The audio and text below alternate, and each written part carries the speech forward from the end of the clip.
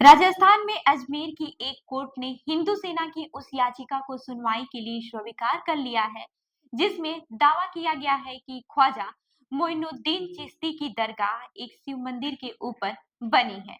Court ने पक्षकारों को नोटिस भी जारी किए हैं। अजमेर वेस्ट सिविल जज सीनियर डिवीजन मनमोहन चंदेल की कोर्ट ने याचिका पर सुनवाई करते हुए 27 नवंबर को अल्पसंख्यक मामलों के मंत्रालय, दरगाह कमेटी और भारतीय पुरातत्व सर्वेक्षण यानी कि एएसआई को नोटिस जारी किया है। हिंदू सेना के राष्ट्रीय अध्यक्ष विष्णु गुप्ता ने रिटायर्ड जज हरबिलास शारदा की किताब समेत मंदिर होने के 3 आधार बताए हैं और मंदिर में पूजा पाठ करने की अनुमति देने की भी मांग की है।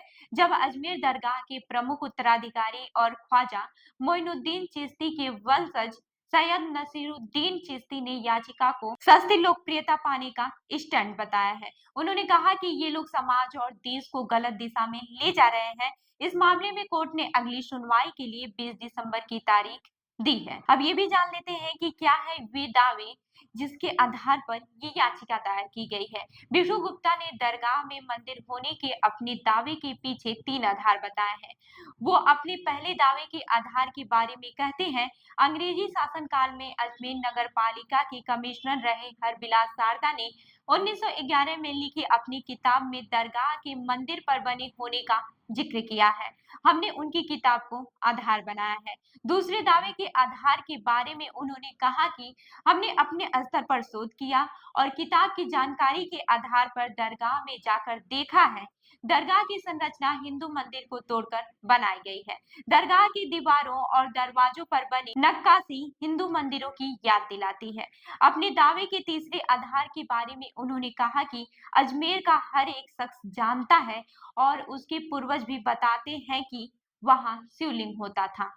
लोगों का कहना है कि यहाँ हिंदू मंदिर हुआ करता था।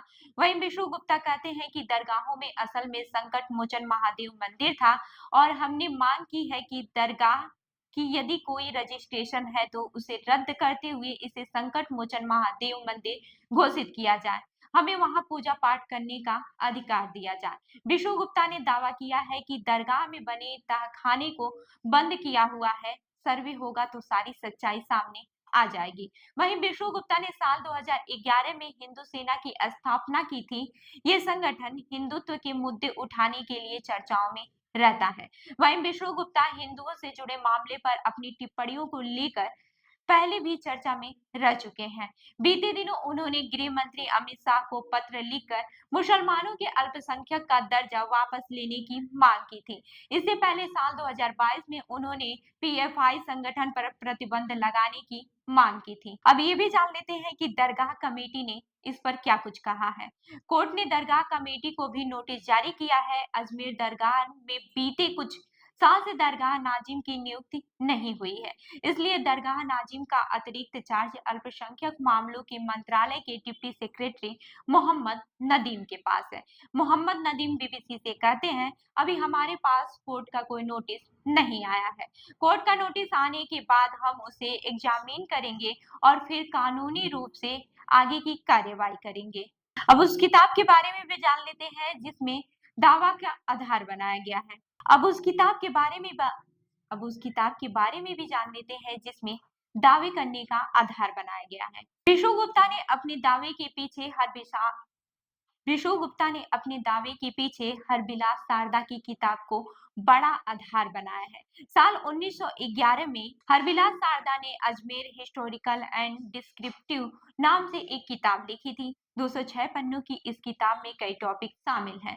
किताब में दरगाह ख्वाजा मोइनुद्दीन चिश्ती का भी एक चैप्टर है, जिसके पेज संख्या 97 के पहले पैराग्राफ में दरगाह में महादेव मंदिर होने का जिक्र है। अंग्रेजी में लिखी इस किताब में हरबिलास शारदा इसके बारे में जो लिखते हैं उसका हिंदी अनुवाद है। परंपरा कहती है कि तहखाने के अंदर एक मंदिर में महादेव की छवि है, जिस पर हर दिन एक ब्राह्मण परिवार द्वारा चंदन रखा जाता था, जिसे अभी भी दरगाह द्वारा घड़ियाली के रूप में रखा जाता है। याचिका में इसी को आधार बनाया गया है। वही सैयद नसीरुद्दीन चिश्ती ने इस किताब की प्रामाणिकता पर सवाल खड़े करते हैं। वह कहते हैं कि जितनी भी ऐतिहासिक किताबें हैं जिनके लेखक हिंदू और मुस्लिम दोनों रहे हैं, उन्होंने अजमेर दरगाह के बारे में ऐसा कोई जिक्र नहीं किया है। दुनिया के हिंदू और मुस्लिम सभी की आस्था का केंद्र अजमेर दरगाह है। तो इस खबर पर क्या है आपकी राय, हमें जरूर बताएं। मैं उर्वी आपके साथ और आप देख रहे हैं जन दर्पण न्यूज। धन्यवाद।